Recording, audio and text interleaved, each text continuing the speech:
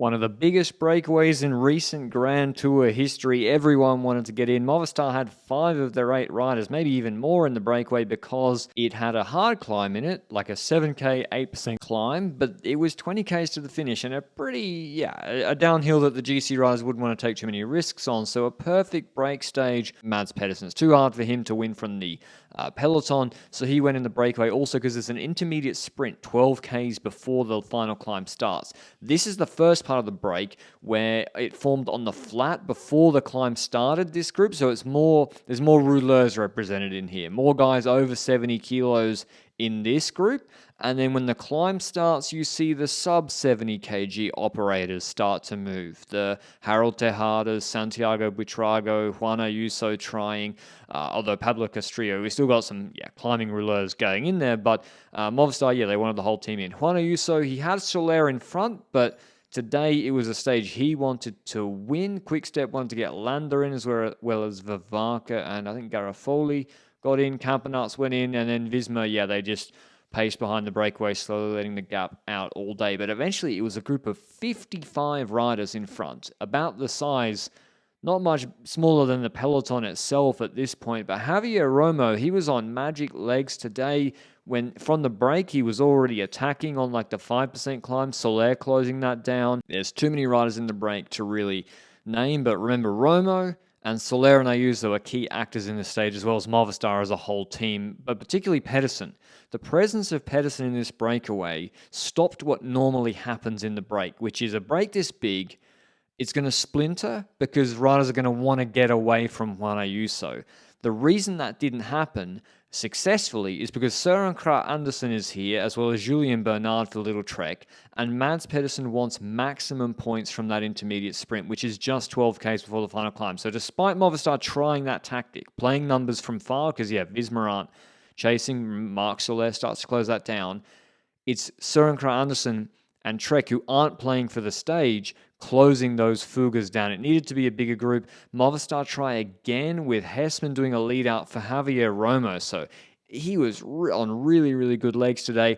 This could have worked because if Pedersen goes with Romo, he'll cooperate. And then UAE actually do have a problem. And look at the hierarchy. It's Soler pacing with Ayuso in the wheels all day after he got across to the breakaway. Lotto also have Segart, Lars Kraps, there's Kung, Broeck, so Kung decides that's a good time to counterattack, and then Soler closes it again. Eventually, Trek just put 2 guys on the front, bring it to the intermediate sprint, and after the intermediate sprint, which of course Pedersen wins, now is the time that riders do get the free license to Fuga de la Fuga, but it's only, as I said, it's 12k's to the base of the climb. So despite Hessmann, Sheffield, Shaw, Roland, Pickering working well together, you can only take so much time in 12 kilometers. They do start with a gap of about 45 seconds at the base, but then Van Sevenot starts to pace, Mikkel Landers in the breakaway, Astana pace for Tejada, who's like on 10 minutes on GC, and then Soler, of course, comes to the front. He starts to wind it up. They've got the stage favorite in the group, and Javier Romo, that man keeps appearing again. There's a fan holding some sort of painting of him. I don't know what material it's on, whether that's on canvas. Perhaps there's some art aficionados who can better inform me in the comments. But this group is whittled down. Pedersen gone. You'd think would never to be seen again. Incorrect.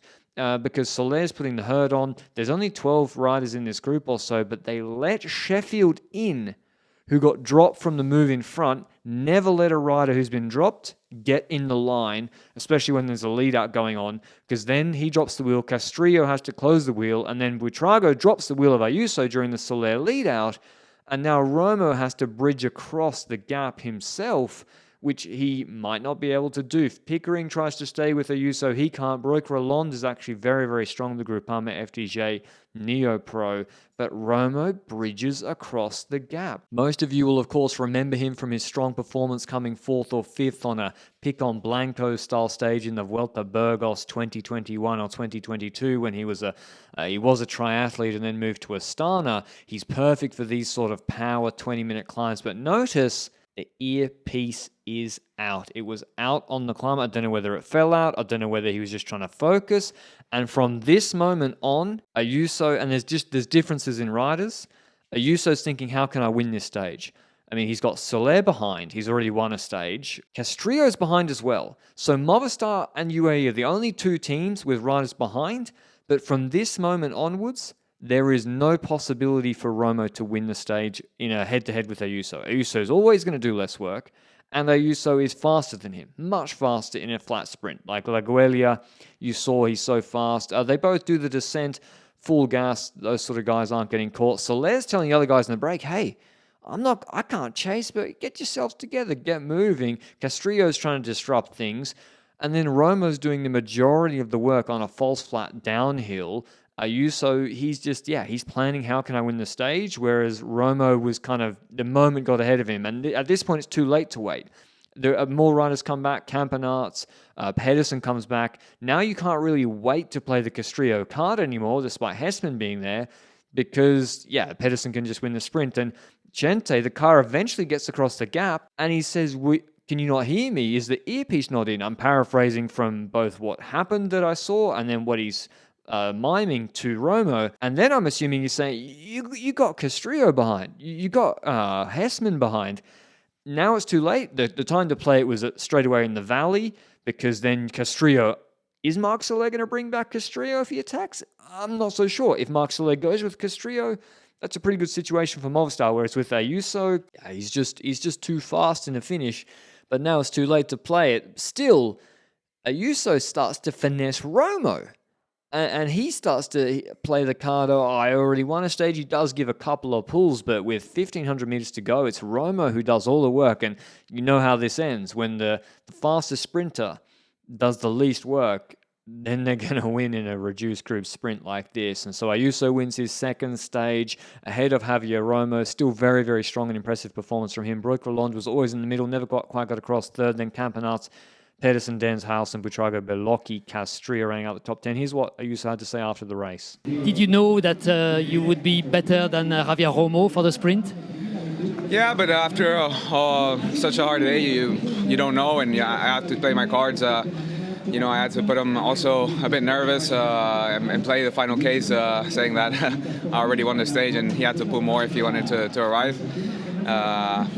This is what I was told from the card to play like this. It's not something I really enjoy to play a bit like, not cooperating fully. But sometimes you have to play smart, and that's what I did in the final. And the sprint was. I did think quite well. I know this road a lot because it's where it finishes in the junior races also. So I knew how to time my sprint, and it went out perfectly. In terms of GC, I didn't show them, and that's because nothing much happened. They just rode in together without accident or incident or many attacks. Vingegaard goes into the Angliru stage tomorrow, 50 seconds ahead of Almeida, 56 seconds ahead of Pidcock. It's a 200k Angliru stage, which I can't recall happening before, or at least when I was watching. Hope you enjoyed the recap, and I'll see you with the big one tomorrow. Ciao.